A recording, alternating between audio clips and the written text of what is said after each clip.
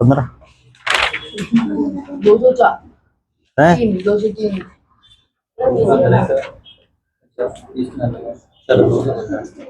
इनके लगे English medium है ना। अरे हिंदी में लाइन बड़ी होती है, इंग्लिश में छोटी होती है। हाँ, चैप्टर नंबर 15 है 14 का अपोजिट। चैप्टर नंबर 15 है 14 का अपोजिट, यानी कि ये जो सर्विस हमने कल पढ़ी थी पूरे भारत में लागू होती है। जैसे कि आधार कार्ड है, आपने एक बार बना लिया, जीवन भर वही काम आता है, आप चाहे कोई से भी राज्य में जाके रहो भारत के। लेकिन ऐसा इधर नहीं है, ये सारी चीजें सिर्फ राजस्थान में ही मिलेगी, बाहर नहीं मिलेगी।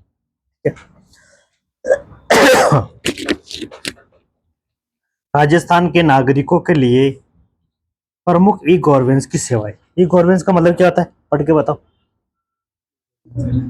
Electronic government. ई गवर्नेंस में सूचना संचार प्रौद्योगिकी का इस्तेमाल करके सरकारी सेवाओं को नागरिकों तक पहुंचाया जाता है। ठीक है, ई गवर्नेंस का मतलब होता है जो आईटी का उपयोग करके जो भी सेवाएं आपको प्रदान की जाती है उसको बोलते हैं ई गवर्नेंस। जैसे ई मित्र वाला एक ई गवर्नेंस का एग्जांपल है। सारे प्रकार की सेवा देता है, आपका बिल भी भरता है, आपका फॉर्म भी भरता है, आपका डॉक्यूमेंट भी बनाता है, सारा काम करता है। ठीक है, इसमें फुल फॉर्म आएगी आपके G2C का मतलब क्या होता है, गवर्नमेंट टू सिटीजन। इस चीज से ये फुल फॉर्म अपने पहले भी पढ़ी थी, कौन से चैप्टर में पढ़ी थी? वो तो business to citizen, business to consumer.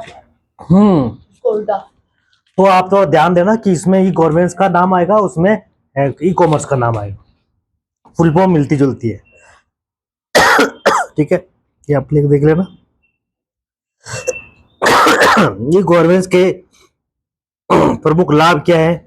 नागरिकों के लिए सूचना गुणवत्ता सेवाओं तक बेहतर पहुंच, यानी कि सभी प्रकार की सेवाएं आजकल ऑनलाइन मिलती है, चाहे आपका जन्म प्रमाण पत्र हो, शादी का कार्ड हो या फिर आपका मृत्यु प्रमाण पत्र, सारा कंप्यूटराइज होता है आजकल।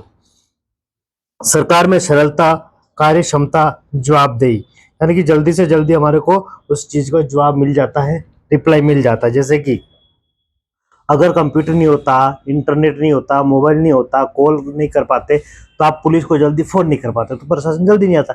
आजकल जल्दी आ जाता है, सोशल मीडिया का जमाना है, फोटो वीडियो जल्दी बना के आप अपलोड कर लेते हो, जल्दी वायरल हो जाता है। पहले ऐसा नहीं था। फिर शासन की विस्तारित पहुंच, प्रशासन जल्दी पहुंच जाता है। फिर दूसरा है हमारा राजस्थान में ई गवर्नेंस के प्रमुख कार्यक्रम। राजस्थान सरकार, हमारे मुख्यमंत्री कौन है? राजस्थान सरकार ने अपने नागरिकों के लिए कई डिजिटल सेवाओं की शुरुआत की है। कुछ प्रमुख कार्यक्रम सेवाएं आगे दी गई है। ये सभी सेवाएं एक मजबूत ठोस ई गवर्नेंस आर्किटेक्चर के द्वारा प्रदान की जाती है। इसमें कुछ नागरिक केंद्रित डिजिटल सेवाएं आगे बिंदुओं द्वारा विस्तार से समझाई गई है। यानी कि इसमें क्या होता है कि आपके हर शहर या हो चाहे गांव हो, उसमें कैंप लगाए जाते हैं, साल में एक बार, 6 महीने में एक बार, साल में 2 बार। तो वहां पे क्या होता है, कैंप में सारे अधिकारी आते हैं, जो भी डॉक्यूमेंट आपका बना हुआ नहीं बना सकते हैं। जैसे आपका आधार कार्ड नहीं बना हुआ तो वहाँ पे आधार कार्ड वाला आता है, आपका जन्म प्रमाण पत्र नहीं बना हुआ तो जन्म प्रमाण पत्र बनाने वाला आता है, आपका खेत का कोई काम है, जमीन का कोई काम है तो वो करवाना तो पटवारी वगैरह सारे लोग आते हैं। चाहे कैंप शहर हो चाहे गाँव, दोनों में लगते हैं। तो एक एग्जाम्पल है हमारे ई गवर्नेंस के कार्यक्रम का। पीछे कुछ देर का देखो, हर नागरिक के लिए ई गवर्नेंस सेवाएं, जैसे कि ई मित्र वाला है, हर शहर में मिल जाएगा, हर गली में मिल जाएगा, वो सारी सेवाएं गवर्नमेंट की हमारे को प्रदान करता है। राजस्थान स्टेट डेटा सेंटर और नेटवर्क ऑपरेटिंग। राजस्थान में जो इंटरनेट की जो स्पीड है वो 100 kbps 200 kbps की वेबसाइट, जितनी भी वेबसाइट होती है ऑनलाइन काम होता है, तो वहाँ पे डाटा सारा राजस्थान के जयपुर के अंदर डाटा हमारा स्टोर होता है, तो वहाँ से डाटा अपलोड स्टोर करने का जो स्पीड होती है वो अच्छी है।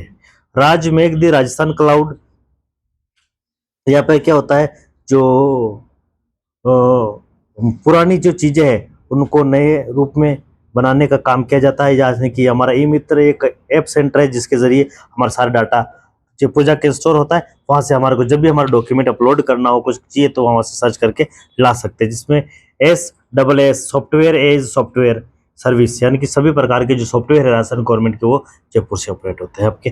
राज नेट दी राजस्थान नेटवर्क, ग्राम पंचायत स्तर पर लेन और स्वयं सैटेलाइट के माध्यम से सहज संपर्क, यानी कि हमारे हर गांव के अंदर एक केंद्र बनाया गया है, जिसे क्या नाम देते हैं? ग्रामीण केंद्र नहीं, उसका नाम है, जो मैं इजी नाम दिया गवर्नमेंट ने, ठीक है, जहाँ पे एक छतरी लग जाती है, एक रूम बना दिया जाता है और वहाँ पे आपको सारी सर्विस मिलती है। ये मित्र वाला एक प्रकार का वहाँ पे बैठता है, आपके लाइट के बिल हो, पानी के बिल हो, जो भी डॉक्यूमेंटेशन गाँव के बनाने हो, वो सारे वहाँ पे बनते हैं, लेकिन वो काम नहीं करता है। आज हमारे देखो आईटी केंद्र बोलते हैं उसको, है ना, आईटी सेंटर या आईटी केंद्र बोलते हैं, लेकिन आईटी केंद्र तो बना दिया गवर्नमेंट ने, लेकिन प्रॉपरली काम नहीं करते। बाकी इसका राजदी नेट का मतलब वहाँ पे नेटवर्किंग होती है, यानी कि ऑनलाइन सारा काम वहाँ पे आपका एक गांव का सारा काम होना चाहिए, लेकिन कराते नहीं है। क्या करे देखो सरकार। राजधरा, राजधरा का मतलब होता है जो भी पुरानी बिल्डिंग है, गवर्नमेंट ने आजकल परमिशन दे दी, उसको नवीनीकरण बनाने के लिए दे दिया गया है। पहले के जमाने में छोटी छोटी बिल्डिंग बनती थी, सिंगल बिल्डिंग बनती थी, डबल मंजिला बनाना अलाउ नहीं था। आजकल 2 मंजिल तक आप बना सकते हैं सिटी के अंदर, 3 मंजिल अलाउ नहीं है अभी भी, ठीक है। दूसरा, पुरानी जो बिल्डिंग है उनको गवर्नमेंट ने नवीनीकरण कर दिया, जैसे कि हमारा कंपनी बाग है, पहले खाली पड़ा था, आजकल इसको गार्डन का रूप दे दिया गया है। पहले इसमें ट्रेन भी चलता था, ट्रेन बंद कर दिया शायद, है ना। तो ट्रेन चलता था तो आप जब बैठते हो तो उसमें 10 रुपये 5 रुपये आपका किराया लगता है। वो जो किराया है वो हमारा नगर परिषद के साथ वहाँ पे जाके इकट्ठा होता है, वो जो उसको डेवलपमेंट में काम आता है। तो पहले ऐसा नहीं था, जो पुरानी बिल्डिंग है गवर्नमेंट ने उनको नया बना दिया, नया बनाने के साथ में उस पर चार्ज लेना स्टार्ट कर लिया। जो चार्ज जो पैसा आता है वो गवर्नमेंट उसका डेवलपमेंट में काम लेती है, वो कहलाता राजधरा, पुरानी बिल्डिंगों को नवीनीकरण करना।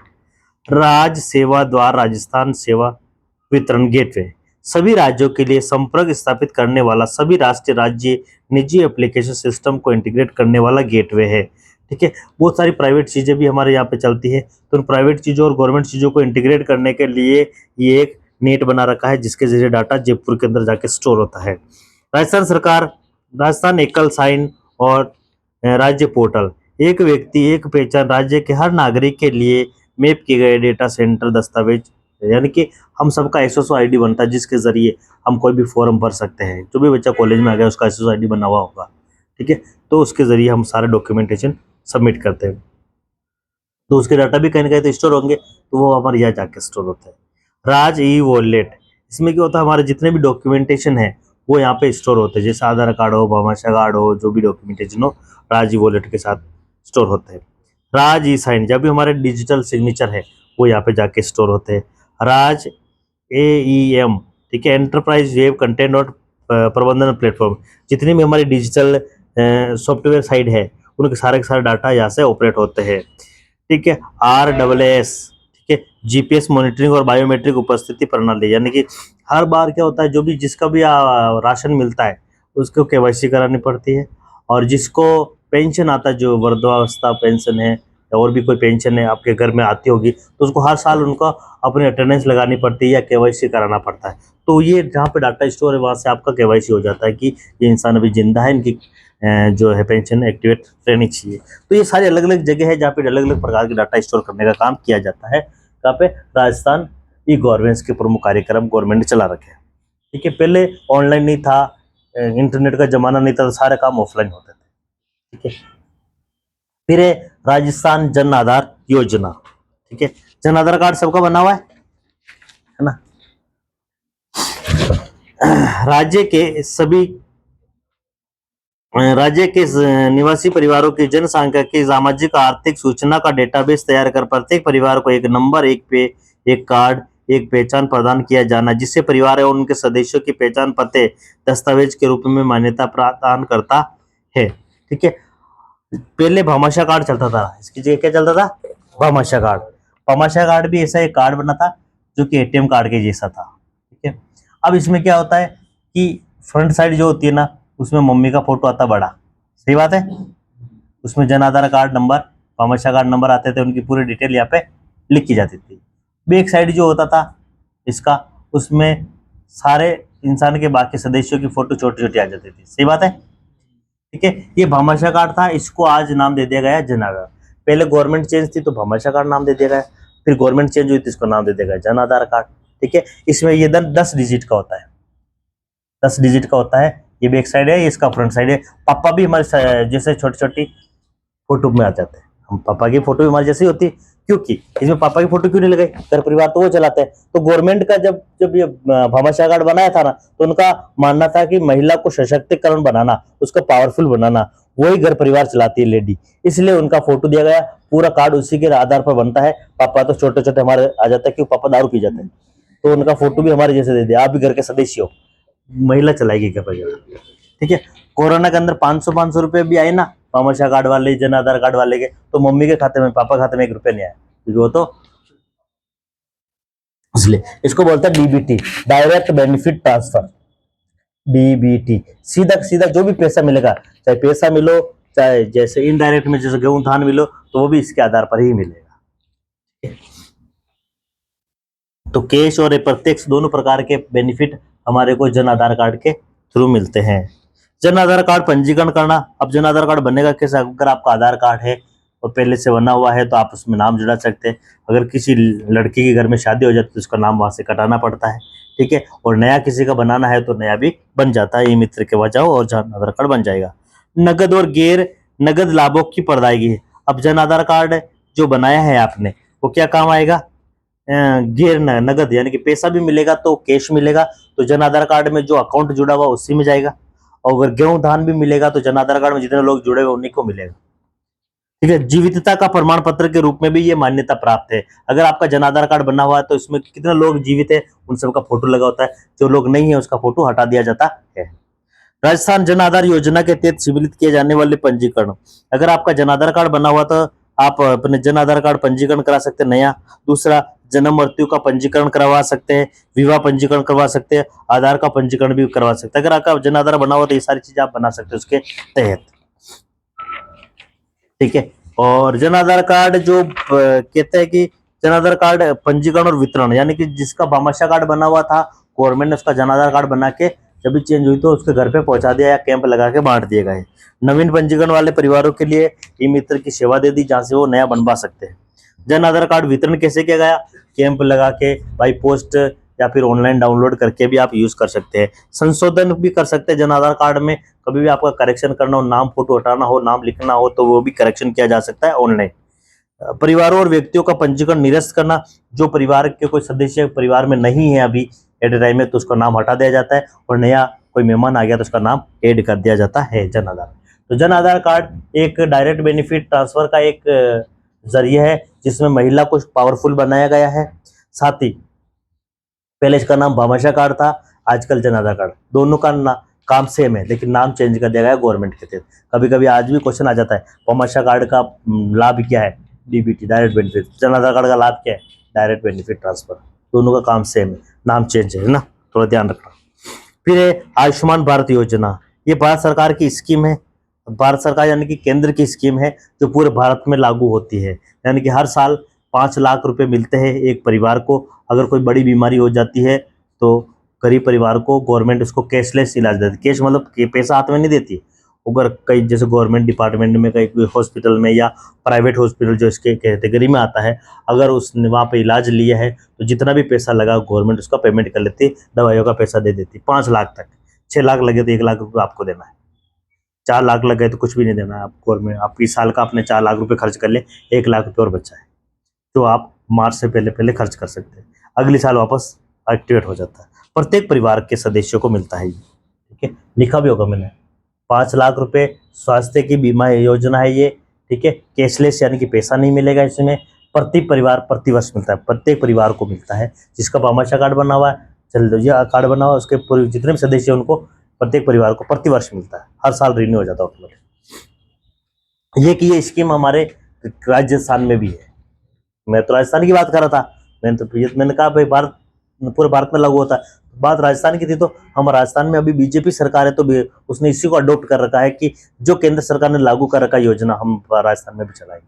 बाकी सरकारें नहीं चलाती, बाकी मोदी जी चलाते हैं। भारत आयुष्मान भारत राष्ट्रीय स्वास्थ्य सुरक्षा योजना है, जो 10 करोड़ से अधिक गरीब और कमजोर परिवारों को लगभग 50 करोड़ लाभार्थी को कवर करेगी, जो सेकेंडरी और तृतीय केयर अस्पताल में भर्ती के लिए प्रति परिवार प्रति वर्ष 5 लाख रुपए का तक का कवरेज प्रदान करेगी। आयुष्मान भारत राष्ट्रीय स्वास्थ्य बीमा योजना है, मिशन में चल रही केंद्रीय और प्रायोजित योजना राष्ट्रीय स्वास्थ्य बीमा योजना और यानी कि RSVI और वरिष्ठ नागरिक स्वास्थ्य बीमा योजना को शामिल किया गया है।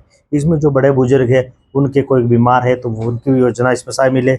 कोई नवयुवक है उनको कोई बड़ी बीमारी हो गई तो दोनों का इलाज होता है। विशेषता क्या है, ये पूरे भारत में लागू है। प्रत्येक परिवार को इसका कवरेज मिलेगा। कितना मिलेगा? 5 लाख रुपए मिलेगा प्रति वर्ष प्रति परिवार को। सबसे बड़ा लाभ यही है। आयुष्मान भारत लाभ कौन ले सकता है? जो सबसे गरीब इंसान हो, वो उसका इलाज प्राइवेट या सरकारी अस्पताल में हो, लेकिन प्राइवेट अस्पताल इस कैटेगरी के अंदर आता है। तो जैसे कोई डॉक्टर घर पे दुकान लगा के बैठा हुआ, आपने इलाज लिया, उसने जो दवाई दी, आप गवर्नमेंट में जाके मांगो कि मेरा 10,000 का खर्चा हो गया, आप गवर्नमेंट देवे तो नहीं देगी, क्योंकि आपने घर पे इलाज कराया। जैसे आप जे क्लिनिक में कराओ, आनंद क्लिनिक में कराओ, पार्शनाथ में कराओ, ये वैलिड है क्योंकि इसकी कैटेगरी में आते हैं। योजना के लाभार्थी कौन होंगे? जो बीमार होंगे, जो गरीब होंगे, या जिसका भामाशाह कार्ड या जन आधार कार्ड बना होगा, जो BPL कैटेगरी के अंतर्गत आते हैं, उन्हीं को लाभ मिलेगा। ठीक है, आपके पास अच्छा खासा पैसा तो आपको लाभ नहीं मिलेगा। लाभ प्राप्त कैसे करें? आप वहाँ जाके भर्ती हो जाए। ठीक है, भर्ती होने के बाद में आपका जो कार्ड बनता है, ये कार्ड दिखा देवे, उसके तहत आपका इलाज फ्री होगा। ठीक है, तो ये था आयुष्मान भारत योजना। क्या है? एक बीमा योजना है जिसमें 5 लाख रुपए तक का कवरेज मिलता है। फिर है सिंगल साइन ऑन, SSO। इसमें क्या होता है? राजस्थान सरकार ने सिंगल साइन ऑन इंटरफेस के माध्यम से नागरिकों की सभी विभागों की जो इलेक्ट्रॉनिक सेवाएं है, डिजिटल सेवाएं है, तक पहुंच को सरल बनाने के लिए एक पहल की है, जिसे SSO सिंगल साइन ऑन के नाम से जाना जाता है। SSO में एक नागरिक राजस्थान सरकार के एक से अधिक विभागों द्वारा दी जाने वाली सेवाओं के लिए सिंगल यूजर ID और पासवर्ड का उपयोग कर लॉगिन कर सकता है। पहले ऐसा होता था, मुझे LDC का फॉर्म भरना पड़ता था, उसका जीमेल ID पासवर्ड अलग मिलेगा। मुझे पटवारी का फॉर्म भरना पड़ता, उसका जीमेल ID पासवर्ड अलग बनाना पड़ता था। तो इतने सारे को याद करना एक कैंडिडेट के लिए भारी हो जाता था। तो गवर्नमेंट ने एक SSO ID बना दी, जो सबका यूनिक ID होगा, एक ही बार बनेगा। उसके तहत आपके जितने भी फॉर्म है, डॉक्यूमेंटेशन है, सारे आप एक बार देख सकते हो, अपना SSO ID प्रोफाइल खुल जाता है। ठीक है, लॉगिन इंटरफेस आपके सामने दे रखा है। ठीक है, सिटीजन बना सकते हैं, यानी कि अगर आप भारत के राजस्थान के नागरिक हो तो बना सकते हो। तो आधार उद्योग एक रजिस्ट्रेशन होता है, उसके तहत आप बना सकते हो। अगर वो आपका बना हुआ व्यापारी का होता है, वो गवर्नमेंट एम्प्लॉय हो आप, तो भी आप बना सकते हैं। ठीक है, SSO सिंगल साइन ऑन का प्रयोजन क्या है? एक व्यक्ति के लिए एक पहचान राज्य के प्रत्येक निवासी के लिए मैप किए गए डेटा सेट और दस्तावेज, आपके डाटा सारा गवर्नमेंट के पास में स्टोर हो जाता है। जब भी आप लॉगिन करते हो तो डाटा ऑटोमेटिक उठ के आ जाता है, आपको नया बनाने की आवश्यकता नहीं है। सेवा प्रदान करने के लिए दस्तावेज और हल्फनामों की आवश्यकता नहीं है, यानी कि एफिडेविट लगाने की जरूरत नहीं है। राज्य सरकार के विभिन्न विभागों की डिजिटल जो सेवाएं है, पहुंचने के लिए सिंगल विंडो इंटरफेस, यानी कि एक ही SSO ID बनेगा, जीवन में एक ही बार बनेगा। ध्यान रखना, दोबारा नहीं बनेगा। जैसे आपने एक जीमेल अपना आधार कार्ड यूज कर लिया और आपने इसको बंद कर दिया, तो वापस उस आधार कार्ड से आपका नया ये सिंगल साइन ऑन नहीं बनेगा, ध्यान रखें। ठीक है, ये ID ई मित्र वाले के पास में भी होती है, वो पब्लिक सेवा दे सकते हैं, हम हमारी सेवा ले सकते हैं, सारी सबको सेवा नहीं दे सकते। नागरिक के लिए लॉगिन का निर्माण करना। ठीक है, तो आपके आप सबसे पहले आप नागरिक होने चाहिए, यानी कि इंसान होने चाहिए। ठीक है, गाय भैंस बकरी का SSO ID नहीं बनेगा ना। आधार उद्योग रजिस्ट्रेशन हो है आपके पास में तो आप बना सकते हैं। दूसरा, आप सरकारी कर्मचारी है तो आप अपना पंजीकरण करवा सकते हैं। ठीक है, तो कोई सा भी आप इंसान हो, कोई गवर्नमेंट हो चाहे प्राइवेट हो, चाहे आप कुछ भी काम नहीं करो, फिर भी आप SSO ID बना सकते हैं। लॉगिन करने के लिए आपको लॉगिन ID नंबर और पासवर्ड मिलेगा, वो लॉगिन कर लेंगे। लॉगिन करने के बाद पेज नंबर 220 इस प्रकार का इंटरफेस आपके सामने आता है। अब ये सारे पोर्टल है गवर्नमेंट के, जिसका आप उपयोग कर सकते हैं। ठीक है, ये अलग अलग काम के लिए पोर्टल बनाए गए हैं, जिनका उपयोग एक साथ आप कर सकते हैं। इसे थे पहले सारे पोर्टल अलग अलग नाम से खुलते थे, अब SSO के जरिए एक साथ खुल जाते हैं। तो इस प्रकार से आप SSO ID बना के अपना सारा काम कर सकते हैं। किसी और का काम आप नहीं कर सकते, लेकिन ये मित्र वाला कर सकता है। उसकी भी ID यही होती है, लेकिन वो पब्लिक ID होती है, लोगों का काम कर सकता है। हम हमारा काम कर सकते हैं, किसी और का काम नहीं कर सकते हैं। अगर आपका SSO ID बना हुआ है तो नागरिक सेवाएं कौन कौन सी प्राप्त कर सकते हैं? पहला है वेब पोर्टल के माध्यम से ई मित्र की सेवाएं। ई मित्र वाला जो सेवाएं देता है, वो सारी सेवाएं अपनी खुद की आप ले सकते हैं, जैसे कि पानी का बिल भरना, बिजली का बिल भरना। तो हमने यहाँ पे बिजली का बिल भरने के लिए हमने ई मित्र वाले पोर्टल पे क्लिक करा, तो इस प्रकार का इंटरफेस आएगा, यानी कि इंटरनेट चलेगा। फिर आपको नीचे डैशबोर्ड खुल जाएगा, जहाँ पे आपको बिल का आपको पेमेंट जहाँ पे करना है, आप पीछे देखिएगा पेज नंबर दिखा रखा है, ELE सर्च करा मैंने, कौन सा इलेक्ट्रॉनिक डिपार्टमेंट है हमारा, कौन सा है हमारा, अजमेर विद्युत वितरण निगम लिमिटेड। ठीक है, जयपुर का अलग है, जोधपुर का अलग है, कोटा का अलग है, अलग अलग जिले का अलग अलग बना हुआ है। तो हमारा अजमेर वाला सिलेक्ट कर लेंगे, फिर आपका जो बिल नंबर है वो डाल देंगे, तो कितना बिल आपका आया हुआ है वो ऑटोमेटिक दिखा देगा। फिर पे करेंगे तो आपके अकाउंट से उतना पैसा कट जाएगा और बिजली का बिल का पेमेंट हो जाएगा। फिर मूल निवास प्रमाण पत्र बनाना हो तो भी आप यहाँ से बना सकते हैं। मूल निवास प्रमाण पत्र क्या होता है, आप कहाँ के रहने वाले हो। ठीक है, राजस्थान का एक ही बनता है, तो राजस्थान में तो एक बार बनने के बाद में 10 साल तक आप उसका उपयोग कर सकते हैं। जाति प्रमाण पत्र 6 महीने के लिए वैलिड होता है, 6 महीने बाद वापस आपको बनाना पड़ता है, क्योंकि लोग आजकल जाति चेंज कर लेते हैं, किसी और से शादी कर ली तो शादी चेंज हो गई ना, इसलिए हर 6 महीने में अपडेट होता है। अगर आप गवर्नमेंट की तैयारी कर रहे हैं तो ध्यान रखें, जब भी आप फॉर्म भरे तो हर बार आप नया जाति के लिए पहले अप्लाई कर दें, कोई नया बनाना पड़ेगा। ठीक है, इस प्रकार से मूल निवास प्रमाण पत्र एक बार बनता है जो 8-10 साल के लिए वैलिड होता है। ये फॉर्म आपको पूरा भरना पड़ता है, इसके लिए आपको ई मित्र जाने की जरूरत नहीं, आप खुद बना सकते हैं। नहीं तो आप ई मित्र वाला तो बनाएंगे, वो पैसे लेगा, 45 रुपये इसका लगता है, आप अपने अकाउंट से कटवा सकते हैं। फिर ये हमारा रोजगार विभाग में रजिस्ट्रेशन करा सकते हैं। अगर आप बेरोजगार है तो आप यहाँ से ऑनलाइन रजिस्ट्रेशन करवा सकते हैं। तो एक फॉर्म खुलेगा पेज नंबर 225 पे, ये पूरा आपको भरना पड़ेगा, आपका नाम, पिता का नाम, मोबाइल नंबर, जीमेल अकाउंट, वो सारा जो जो काम आता है वो सारा, रिज्यूमे वगैरह सारा सबमिट कर लेंगे। आपके लिए कोई जॉब आती है तो आपको सूचित कर लिया जाता है।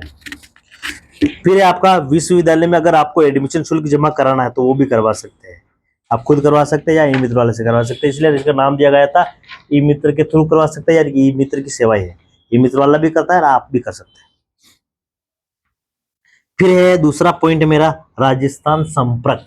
पहला पॉइंट कंप्लीट हुआ। एसएसओ के जरिए ई मित्र जो सेवाएं देता है, ई मित्र वाला जो सेवाएं देता है वो सारी आप यूज कर सकते हैं, कहने का मतलब खुद की सेवा, किसी और का काम नहीं कर सकते आप। दूसरा है राजस्थान संपर्क पोर्टल। आजकल आप ऑनलाइन शिकायत कर सकते हैं, ऑनलाइन शिकायत करने के लिए आपको जाना पड़ेगा राजस्थान संपर्क पोर्टल पर। वो कैसा बना होता है, देखो पेज नंबर 227 है मेरे, तो उसमें दे रखा राजस्थान संपर्क। आप अपने यहाँ पे इस पोर्टल पे जाके अपनी शिकायत दर्ज करा सकते हैं। शिकायत कौन सी, कि भाई हमारा ये रास्ता था, पब्लिक शिकायत, हमारा ये रास्ता था, इधर से ये पानी आ रहा है, ये रोज लड़ाई कर ली, ये कर लिया, वो कर लिया। लेडीज लड़ जाती है ना पानी के लिए, तो रास्ते के लिए लड़ जाते हैं, तो शिकायत कर सकते हैं। आपको कोर्ट जाने की जरूरत नहीं, पुलिस जाने की जरूरत नहीं, वो खुद आएंगे आपके पास में ना। ठीक है, आपको नंबर, आपका नाम, मोबाइल नंबर, देखो पेज नंबर 227 पे ये किसी की शिकायत कर रखी है, इसलिए काला काला कर रखा है। ठीक है, तो आप देख रहे हैं गवर्नेंस आईडी में आईडी नंबर मिलता है, यानी कि शिकायत का नंबर मिलता है, वो कब शिकायत करी वो तारीख आ रही है। सब्जेक्ट आता है, कौन से सब्जेक्ट के तहत आपको शिकायत करी गई। ठीक है, रिलीफ रिक्वायरमेंट, यानी कि आपने जो शिकायत करी उसका आगे से क्या आदेश आया है, क्या सलाह मशुरा हुआ है, वो सारा है ना। पेंडिंग विथ, यानी कि अभी तक इसमें पेंडिंग में पड़ा है। ठीक है, कब कब एक्शन लिया गया, सारा आप देख सकते हैं। रीओपन कर सकते हैं, यानी कि वापस शिकायत कर सकते हैं अगर आप संतुष्ट नहीं है तो। शिकायत के बारे में फीडबैक भी दे सकते हैं, यानी कि शिकायत से आपका समाधान हुआ है तो ठीक है, नहीं तो आप वापस गवर्नमेंट को शिकायत कर सकते हैं। जन सूचना पोर्टल, गवर्नमेंट ने एक अपना पोर्टल बना रखा है जिसके तहत आप राजस्थान सब में जो भी काम चल रहा है अपने मोहल्ले में, अपने गांव में, अपने शहर में, वो सारा देख सकते हैं कि कौन से पार्षद ने कितना काम कराया, कौन से सरपंच ने कितना काम कराया, नहीं कराया, काम चल रहा है कि नहीं चल रहा, कितना पैसा उसने उठा दिया गवर्नमेंट से, वो सारा आप यहाँ से देख सकते हैं। ये पोर्टल दे रखे गवर्नमेंट के, जिसका आप उपयोग कर सकते हैं।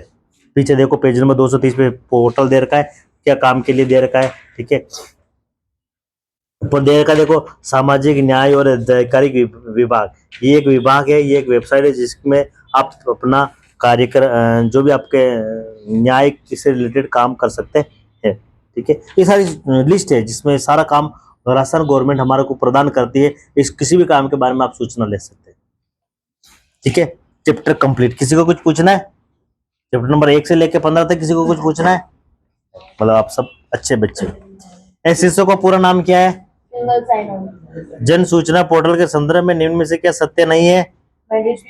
हाँ, सूचना प्राप्त करने हेतु तो आधार पंजीकरण आवश्यक नहीं है।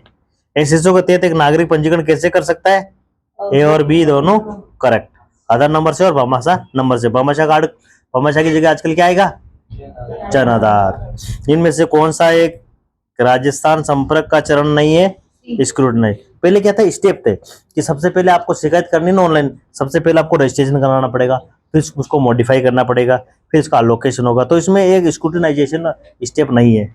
अब बीच में से हटा देते, क्वेश्चन भी हटा देना चाहिए ना, पागल कहीं के। राजस्थान ये आयुष्मान भारत राष्ट्रीय स्वास्थ्य सुरक्षा मिशन में प्रति परिवार कितने लाख रुपए प्रति रुपए का 5 लाख। आयुष्मान भारत योजना के संदर्भ में निम्न में से क्या सत्य है? सभी सभी सारी चीजें आपको मिलती है। निम्न में से किसके द्वारा नागरिक राजस्थान संपर्क पर शिकायत कर सकता है? सभी टोल फ्री नंबर, राजस्थान संपर्क पोर्टल, मोबाइल एप्लीकेशन के थ्रू। एसएसओ का उद्देश्य क्या है? सभी सहायता डेस्क लागत को कम करना, ग्राहक संतुष्ट हो, उत्पादकता और बढ़ जाए, इसलिए। राजस्थान जन आधार योजना के संदर्भ में निम्न में से क्या सत्य नहीं है? प्रत्येक परिवार को 16 अंक की पहचान नहीं मिलती। कितने मिलती है? 10। राजस्थान जन आधार योजना के संदर्भ में डीबीटी का पूरा नाम क्या है? Direct benefit transfer. सारा का सारा बेनिफिट डायरेक्ट मम्मी के खाते में जाता है, इसका मतलब ये था। कुछ पीछे विशिष्ट दे रखा है, एक बार आप पढ़ लेना, ठीक है। इसमें से क्वेश्चन तो नहीं आता, लेकिन एक बार फिर भी आप पढ़ लेना, ठीक है, क्योंकि हमारे पास थोड़ा समय नहीं है इस बार, तो अब नहीं पढ़ा। नहीं, फिर भी आपको पढ़ना हो तो मैंने पुराने वीडियो डाल रखे हैं, उसमें जाके आप देख सकते, ठीक है। यूट्यूब चैनल पे जाके देख। यूट्यूब चैनल सब्सक्राइब कर लिया सबने? किसने नहीं करा बताओ?